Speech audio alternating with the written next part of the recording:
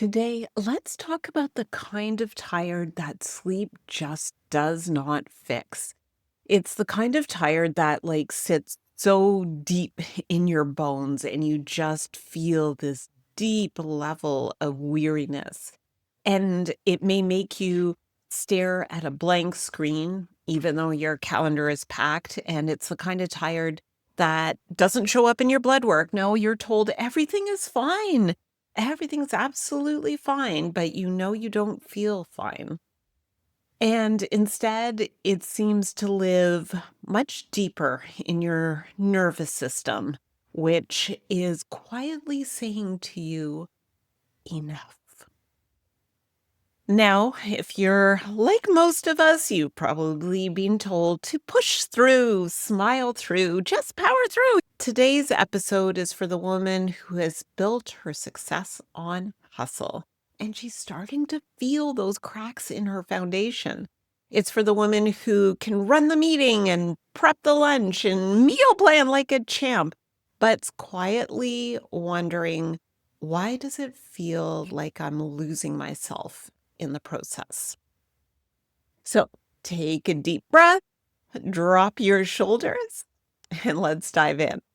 Because thriving in the perimenopause and menopause transition in business, in your body, in your brilliance, doesn't just come from pushing harder. It comes from coming home to yourself. So let me take you back a few years first. I was in the thick of it. I was running a business. I had my family to take care of. I was managing a full client load. I had an aging father whose health was declining. Uh, I was showing up to events. I was writing content. I was launching my program. I was doing all the things like women like us do when we're driven by purpose and we're wired for proving. So on the outside, it looked like I had it all together and I had this momentum. And honestly, in many ways, I did, sort of. Like I had systems, I had strategy, and I even had some spreadsheets.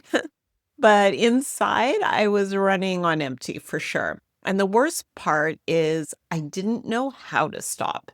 Stopping felt dangerous, like I was a failure if I didn't keep moving forward. Like everything would fall apart if I took my foot off of the gas pedal.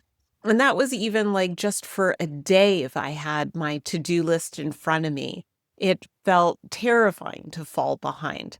So what did I do? I just kept going. And even when my hormonal cycle started changing and the brain fog started creeping in, and even when I started being super snappy with the people I loved and waking at 3 a.m., wired but exhausted, and then the mood swings, oh my gosh, they weren't just hormonal, they were like resentment wrapped up in exhaustion. It wasn't that I didn't want to serve, it was that I felt like I was losing myself in the process. So, like many of us, I brushed it off. I pushed through. I told myself, this is just a rough patch. It's a busy season. I'll rest when, dot, dot, dot. So here's the thing. As you probably already know, there's always a when until your body just says, nope, we are done. And that's what happened to me.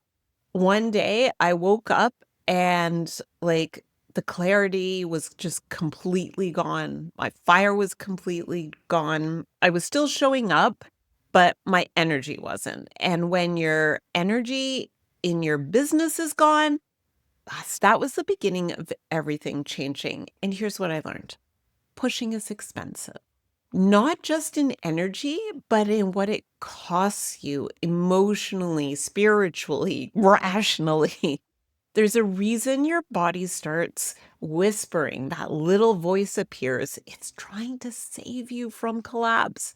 But when we don't listen, when we override it, it stops whispering and it starts screaming instead. So we're taught to ignore the screams. We're told to Double down, hack it, supplement it, hustle harder, meditate longer, manifest better, you name it. But the truth is, menopause isn't a flaw in the system. It is the system saying it's time to do this differently. Pushing isn't strength, it's survival mode. And just because you can survive doesn't mean you're thriving. So let's talk about the actual cost of pushing through. From a physiological standpoint, pushing keeps us in a chronic sympathetic state. Sympathetic is the stress side of our nervous system. So it's the fight, flight, or freeze mechanism. That means your cortisol, your stress hormone, is up, your digestion slows down, your hormones go haywire, your sleep tanks and your mood swings look like that of a toddler. So you think you're being productive, but what actually is happening is that your nervous system is running on overdrive. You're spending energy you don't have, and eventually that debt comes due. But it's even deeper than that. Your nervous system doesn't just regulate stress, it regulates joy, it regulates creativity, it regulates our capacity for connection. So when it's maxed out, you don't just feel tired, you feel totally disconnected from yourself, from your vision, from your people. It's like you're living half a life, but you can't name why it feels so dull or why you feel so disembodied. And then I think that's when the self-doubt starts to sneak in. The things that ran through my head are like, maybe I'm not cut out for this. Maybe I've lost my edge. Maybe this is just what aging is. Or maybe this is my new normal and what things are going to look like for the rest of my life. But the truth is, it's not. You're not broken. You're not lazy. You're not past your prime. You're just depleted. And your body is begging you for a new way. There was a moment, I remember this so clearly, when I looked in the mirror and didn't recognize the woman staring back at me. She looked like she kind of had it together, capable. I don't know about polished because there was definitely some food stains I hadn't noticed on my work pants, but she also definitely looked worn down. She looked sad or edgy, not angry exactly, but more like fragile. And I thought, is this who I am now? But here's what I know. That version of me wasn't the actual problem. She was actually my wake-up call. She was the last version of me that would accept a life built on depletion. That moment was the start of something I now often say. You can't out-strategize a dysregulated nervous system. You can layer on all the marketing, planning, to-do lists, and morning routines you want, but if your nervous system is in overdrive, it's like trying to grow a garden in sand. Nothing sticks, nothing roots, nothing feels sustainable. You don't build an intuitive, aligned, deeply impactful business from survival mode. You build it from regulation, from nourishment, and from flow. This is where I introduce what I call the bandwidth model, a simple way to reframe how you work and how you lead. Every woman has a certain bandwidth, and you can think about it like your energetic budget. And every time you push beyond that budget, you go into overdraft. When you live in overdraft, your nervous system starts pulling resources from your immune system, your hormones, your digestion, your brain power, all the places that aren't essential for survival, which is why menopause symptoms can feel so brutal when you're also in burnout. It's not just about estrogen dropping, it's everything else collapsing under the weight of depletion. And yet, we keep telling ourselves to just push through. Listen, you can be driven and devoted without driving yourself into the ground. And honestly, your body will give you more clarity than any mastermind ever will if you actually listen.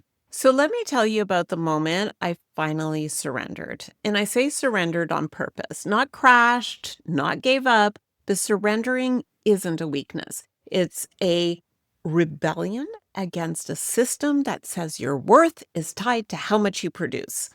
So I remember it clearly. I just wrapped up back to back client sessions, which is the norm on my clinic days. And my inbox was a war zone. And I still had a whole evening of content that I was supposed to review and schedule to be posted.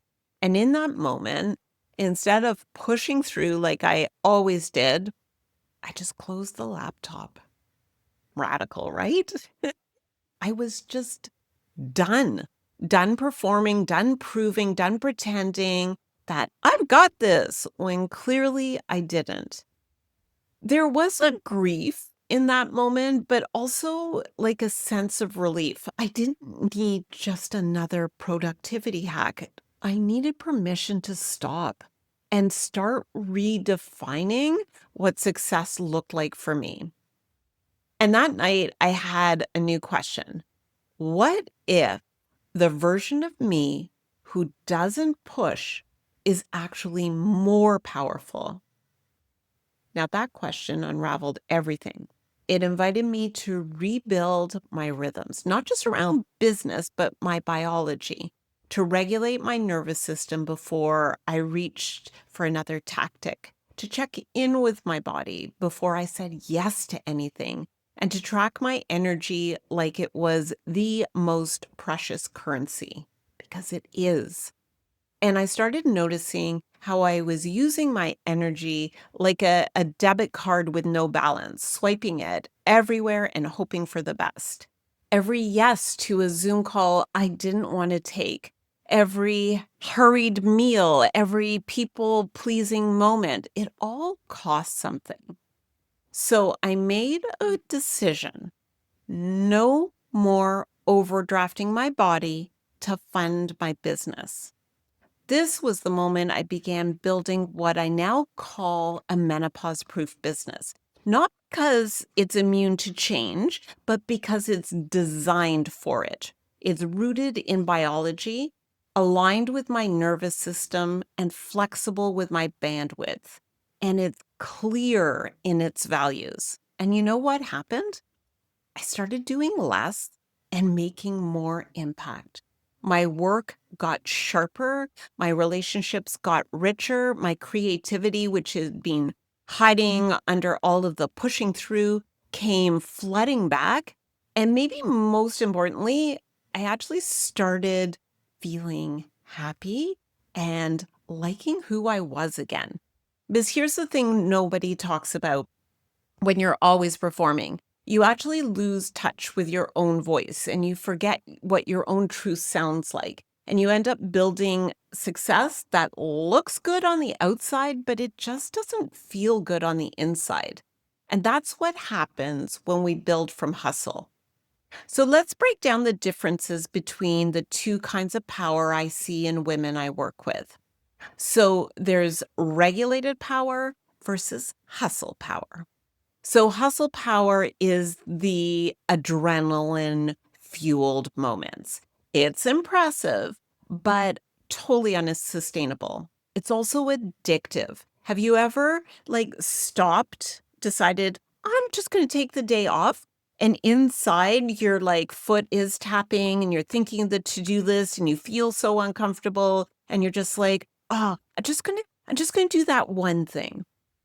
So this type of power, hustle power, it rewards urgency. It needs to be seen to feel worthy, and it collapses the moment your body asks for something less demanding. Now, regulated power is different. Regulated power, it's a bit quieter, but it runs a lot deeper. It's not about performing. It's more like a power that originates in the body and it's not borrowed from hustle and from pressure. It's you actually taking action from a full cup, not from a need to prove or to please or to push. And you know what's beautiful is that I think it's contagious. When you walk into a room regulated, you give other women permission to exhale. And I've seen this happen again and again with clients.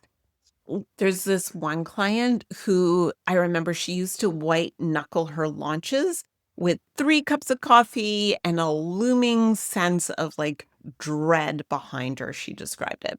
And we shifted her entire model to one that worked with her energy, not against it. And we worked on settling her nervous system and filling that cup. And her last launch ended up being her biggest yet. Most importantly, she didn't collapse. And more importantly, she didn't collapse afterwards. She wasn't stuck in survival. So, this is what we miss when we're running on hustle: the alignment, the sovereignty, the space to show up as we are, no mask, no muscle, just truth. So, no, pushing through didn't make me more powerful. Learning to regulate did. And of course, it wasn't a straight line. There were moments I questioned myself. I slipped back into old habits. I still do. It's really easy to when you've been functioning on a model like that for so many years. But the key is that I bring myself back and realign again. And every time I come back to the truth of how I want to feel, how I want to live, how I want to lead, I end up coming back to that space of realignment. And I know that that no longer is my default. Because here's a deeper truth: your body is not a barrier to your success. And menopause, it's not the end. It's the invitation to rebuild it all with less force and way more freedom. You don't need to push harder. You need to pause deeper. You don't need a bigger funnel, you need a better foundation. And you don't need to prove anything. You just need to remember who the heck you are and build from there. Now, in the next part of this podcast, I want to walk you through one of the most common push patterns I see in my clients and how to gently interrupt it in real time. Because again, awareness is powerful, but embodiment, that's where the gold lies. Okay, let's talk about one of the most common push through patterns I see in women I work with. I call it the productivity hangover, and it looks like this. You have one wildly productive day. You're in flow. You're crossing things off your list like you're on a mission from the goddess herself. You feel a little buzzed on accomplishment. I know I'll always raise my hand on days like that and say, I really nailed it today. And then you wake up the next day and you feel exhausted. You feel fuzzy. You feel low, maybe even a little anxious. So what do? You panic. You push. You tell yourself, come on, get it together. But what if that low actually wasn't a problem to fix? What if it was your nervous system trying to re-regulate after a high? Because here's the thing, your body is brilliant. It's not trying to sabotage you. It's trying to keep you safe. And it knows that the version of productivity you've been taught to chase, it's just not sustainable. It's not meant to be constant. Real power lives in cycles. This is why I like to talk about regenerative business, a business that feeds you as much as you feed it. When you build from biology instead of bulldozing over it, you make space for rest without guilt, and you leave margin in your calendar. You design your offers and your marketing and your workflows in a way that honors your energy capacity. Not some industrial era model of 40-hour work weeks and scaling at all costs. Here, the real secret most people don't talk about is your nervous system is your strategy. If you can't access creativity, clarity, and intuition because your body's in flight or fight, no marketing tactic is going to land the way you want it to.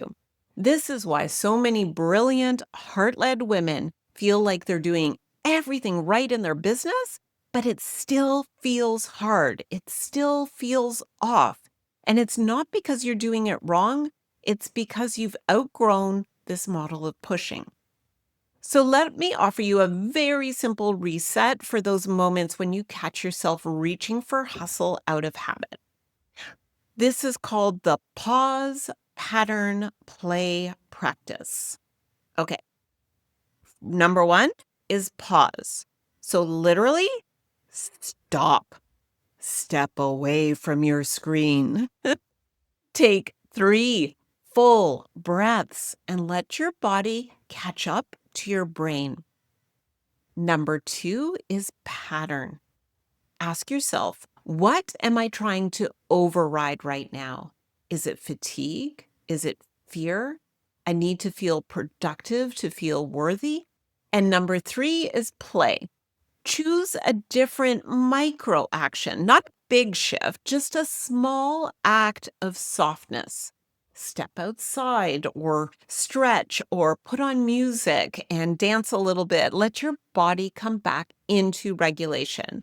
It's simple, it's not sexy, but it rewires everything over time because the nervous system learns through experience, not through knowledge or explanation.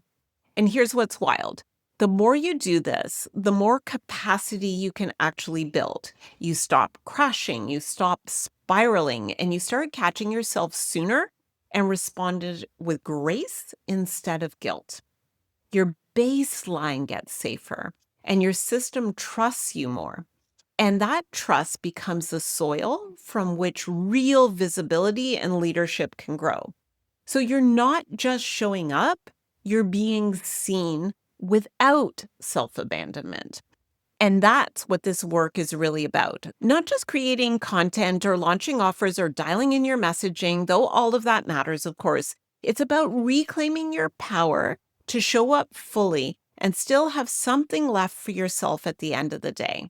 So, this is how we grow a business that supports our bodies instead of siphoning from them. This is how we shift from surviving success to actually feeling it.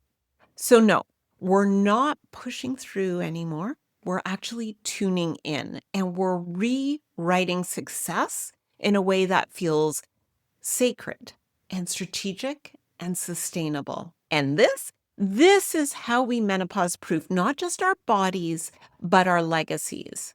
You don't have to hustle your way to impact. You get to feel good when you create it. You get to feel good while you create it. You get to build a business that actually honors your seasons. And you get to make rest a strategy and pleasure an actual priority. This is what's possible when you stop pushing and start coming home. And let me say this clearly, because I know some of you need to hear it. Rest is not the reward. Rest is the requirement, especially now. In the menopause and perimenopause transition, your body is physically reorganizing itself, as well as energetically, hormonally, and emotionally. It's a full body transition. And trying to power through it like it's a nuisance on the way to your next goal, that's like shouting at a volcano to stop erupting because it's messing with your schedule.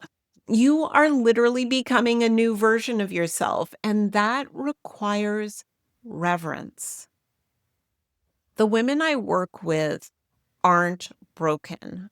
They're being asked to shed the roles, the rules, the rhythm that never actually really fit in the first place. And yes, that shedding is disruptive and it's hard at times.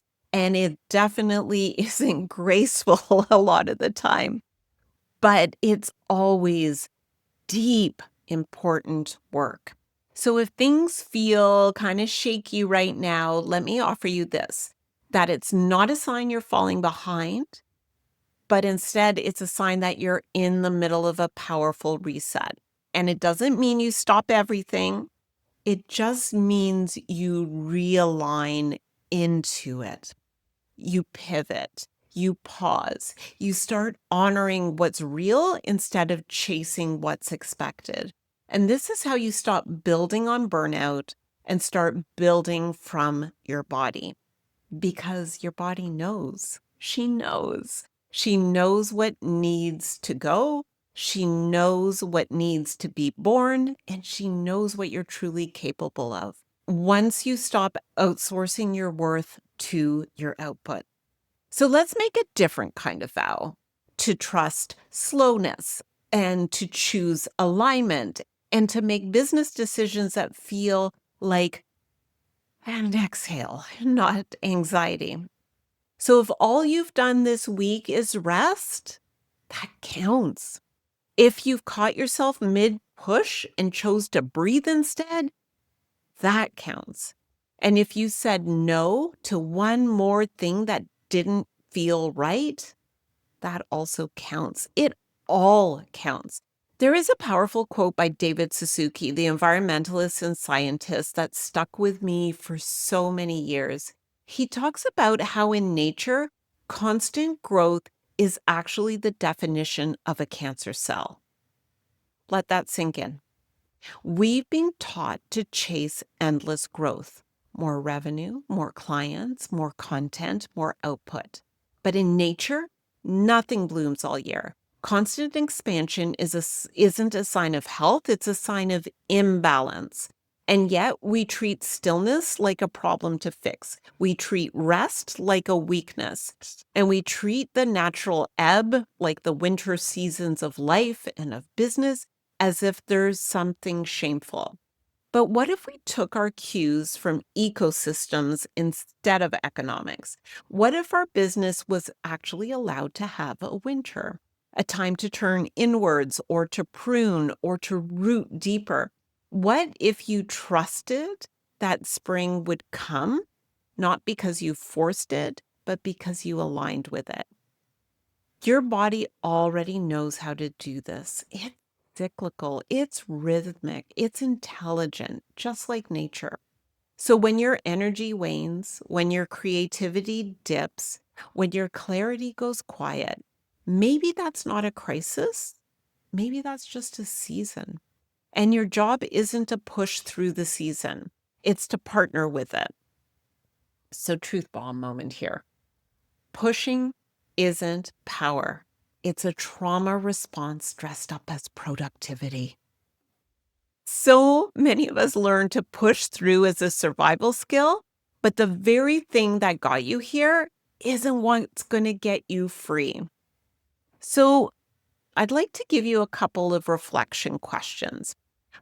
One, where in your life are you still earning rest like it's a reward instead of claiming it like a right?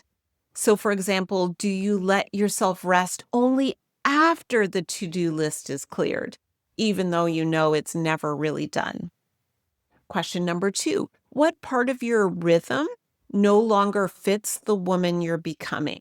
So, for example, maybe waking up at 5 a.m. used to feel super empowering, and now it just feels punishing. What if that actually changed? Number three, what would your business look like if it was designed for your biology, not borrowed from burnout culture? So, for example, what if you stopped expecting yourself to be in summer energy year round? What if rest and recalibration were built in like winter is in nature? Constant growth isn't sustainable in ecosystems or entrepreneurship. I talk about some of these concepts in my free masterclass, How to Menopause Proof Your Business. I'll drop that link in the show notes if you're interested in watching it. So, to wrap up for today, I want you to remember you were never meant to burn out in the name of impact. You were meant to rise slowly, wisely, fiercely, from a deep place of alignment. Menopause and perimenopause transition is not your undoing. It is an initiation.